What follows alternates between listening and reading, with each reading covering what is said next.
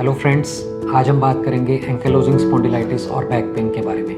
Ankylosing spondylitis क्या है, इसके लक्षण क्या होते हैं और इसको डायग्नोज और ट्रीट कैसे किया जाता है। फ्रेंड्स, मैं हूं डॉक्टर विकास गुप्ता। मैं Fortis hospital mall road Ludhiana में कंसल्टेंट रोमेटोलॉजिस्ट हूँ। दोस्तों, एंकाइलोजिंग स्पॉन्डिलाइटिस एक किस्म का आर्थराइटिस है जिसका प्रमुख लक्षण होता है बैक पेन। इसका जो बैक पेन है ये आम तौर पे मरीज़ सुबह उठ के ज़्यादा महसूस करते हैं। ये औरतों के मुकाबले मर्दों में थोड़ा सा ज़्यादा कॉमन है और ये यंग अडल्ट्स में, जो 20 या 30 साल की उम्र में अडल्ट्स हैं, उनमें पाया जाता है। इसकी शुरुआत ज़्यादातर 40 साल की उम्र से पहले हो जाती है। इसमें मरीज़ बताते हैं कि जब वो सुबह उठते हैं तो उनको अपनी बैक में काफ़ी अकड़न और स्टिफनेस लगती है जो आधे घंटे तक रहती है, और जैसे वो थोड़ा चलना शुरू करते हैं तो उनकी ये स्टिफनेस कम हो जाती है।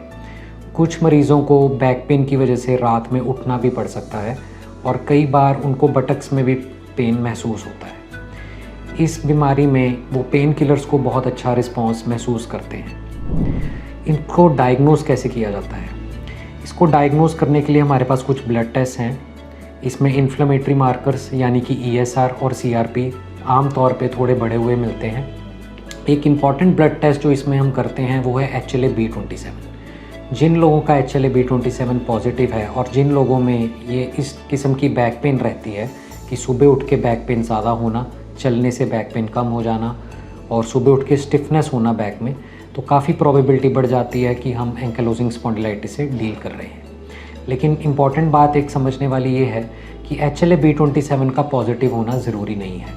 कुछ लोगों में ये टेस्ट नेगेटिव होने के बावजूद भी ये बीमारी हो सकती है। और दूसरी इम्पॉर्टेंट बात ये भी है कि हर इंसान जिसका ये टेस्ट पॉजिटिव है, ज़रूरी नहीं है कि उसको एंकाइलोजिंग स्पॉन्डिलाइटिस हो। HLA-B27 पॉजिटिव होने के बाद भी ऐसा हो सकता है कि उनमें ये बीमारी ना हो। जिन लोगों में ये टेस्ट नेगेटिव होता है उनमें फिर हम कुछ एक्सरे और MRI की मदद से इसको डायग्नोस कर सकते हैं। अब बात आती है कि इसको हम ट्रीट कैसे करें। इसमें हमने ऑलरेडी ये डिस्कस किया कि पेन किलर से मरीज़ काफ़ी अच्छा रिस्पॉन्स महसूस करते हैं, लेकिन पेन किलर्स के अलावा कुछ और ठोस दवाइयाँ हैं जिनको कि DMARDs कहा जाता है। इसके अलावा इसमें कुछ इंजेक्शंस जिनको बायोलॉजिक्स कहते हैं, हमारे पास वो भी हैं ट्रीट करने के लिए। इन DMARDs और बायोलॉजिक्स के ज़रिए हम ये उम्मीद करते हैं कि पेन किलर्स के बिना ही हम पेशेंट को उनके दर्द से राहत दे सकते हैं।